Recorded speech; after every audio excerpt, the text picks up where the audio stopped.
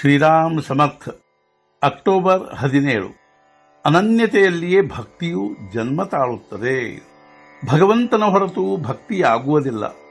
ಸೌಭಾಗ್ಯವತಿ ಸ್ತ್ರೀ ಎಂದ ಮೇಲೆ ಅವಳಿಗೆ ಗಂಡನು ಇರಲೇಬೇಕೆನ್ನುವಂತೆ ಭಕ್ತಿ ಎಂದರೆ ಅಲ್ಲಿ ಭಗವಂತ ಇರಲೇಬೇಕು.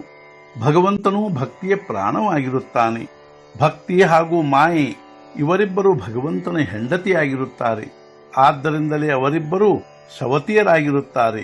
ಇಬ್ಬರು ಸವತಿಯರು ಒಂದೇ ಸ್ಥಾನದಲ್ಲಿ ಸಂತೋಷದಿಂದ ಇಲ್ಲಾರೆಂಬುದು ಜಗತ್ತಿನ ಅನುಭವವಿರುತ್ತದೆ. ಮಾಯೆಯನ್ನು ದೂರ ಸರಿಸಬೇಕಾದರೆ ನಾವು ಭಕ್ತಿಯ ಆಶ್ರಯವನ್ನೇ ಹೊಂದಬೇಕು. ಅಂದರೆ ಅದು ಮಾಯೆಯನ್ನು ಸಹಜವಾಗಿ ದೂರ ಸರಿಸಿಬಿಡುತ್ತದೆ. ಮಾಯೆಯ ವರ್ಚಸ್ಸು ಇಲ್ಲವಾಯಿತೆಂದರೆ ನಮ್ಮ ಕಾರ್ಯವಾದಂತೆ.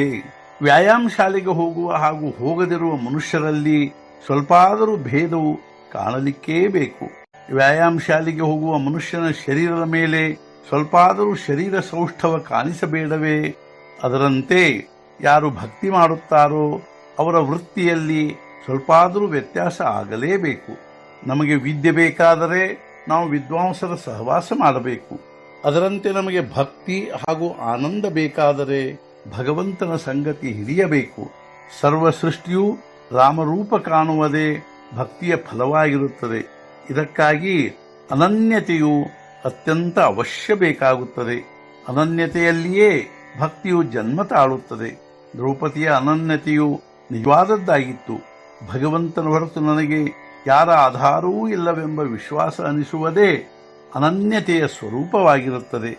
ನನ್ನನ್ನು ಪ್ರಾಪ್ತ ಮಾಡಿಕೊಳ್ಳಬೇಕೆಂಬ ಇಚ್ಛೆ ಇದ್ದರೆ ಭಕ್ತಿಯೇ ಅದಕ್ಕೆ ಸಾಧನವಾಗಿರುತ್ತದೆ ಎಂದು ಸ್ವತಃ ಭಗವಂತನೇ ಹೇಳಿರುತ್ತಾನೆ. ಹೇಗೆ ನಾಮಸ್ಮರಣೆಯನ್ನು ವಿಸ್ಮರಣೆಯಿಂದ ಮಾಡಲು ಬರುವುದಿಲ್ಲವೋ ಅದರಂತೆ ಭಕ್ತಿಯನ್ನು ಅಭಿಮಾನದಿಂದ ಮಾಡಲು ಬರುವುದಿಲ್ಲ. ಒಬ್ಬ ಮನುಷ್ಯನ ಮದುವೆಯಾಯಿತು. ಅವನು ನಿನ್ನೆ ಬ್ರಹ್ಮಚಾರಿಯಾಗಿದ್ದನು ಹಾಗೂ ಇಂದು ಗೃಹಸ್ಥಾಶ್ರಮಿಯಾದನು.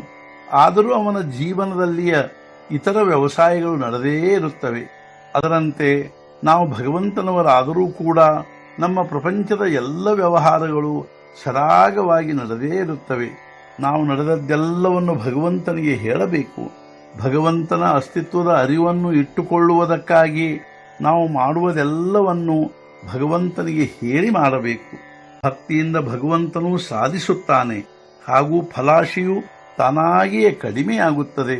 ಆದ್ದರಿಂದ ನಾವು ಉಪಾಸನೆ ಅಥವಾ ಭಕ್ತಿಯನ್ನು ಬೆಳೆಸಬೇಕು.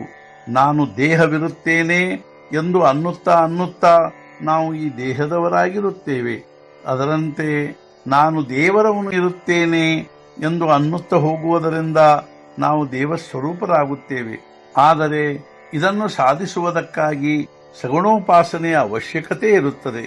ದಾರಿ ನಡೆಯುತ್ತಾ ಹೋಗದ ಹೊರತು ನಮ್ಮ ಮನೆಯು ಬರುವುದಿಲ್ಲ. ಅದರಂತೆ ಸಗುಣೋಪಾಸನೆಯ ಹೊರತು ನಮಗೆ ಉಪಾಧಿ ರಹಿತರಾಗಲು ಬರುವುದಿಲ್ಲ. ರಾಮನು ಕರ್ತಾ ಇರುತ್ತಾನೆ ಎಂಬ ಭಾವನೆಯೆಂದರೆ ಸಗುಣೋಪಾಸನೆ ಹಾಗೂ ಇದೇ ನಿಜವಾದ ಭಕ್ತಿಯ ಸ್ವರೂಪವಾಗಿರುತ್ತದೆ. ನೀನು ಕೊಟ್ಟದ್ದು ನನಗೆ ರುಚಿಸುತ್ತದೆ ಎಂದು ಭಗವಂತನಿಗೆ ಹೇಳಬೇಕು.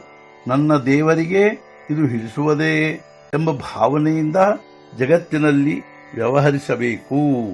ಇಂದಿನ ಮುಖ್ಯ ವಿಚಾರ, ನಡೆಯುವ ಪ್ರತಿಯೊಂದು ಘಟನೆಯೂ ಭಗವಂತನ ಇಚ್ಛೆಯಿಂದಲೇ ನಡೆಯುತ್ತದೆ ಎಂಬ ಭಾವನೆ ಸ್ಥಿರವಾಗಿಟ್ಟುಕೊಳ್ಳುವುದೆಂದರೆ ಭಕ್ತಿ ಮಾಡುವುದು. ಸದ್ಗುರುನಾಥ ಮಹಾರಾಜ್ ಕಿ ಜೈ. ಜೈ ಜೈ ರಘುವೀರ ಸಮರ್ಥ.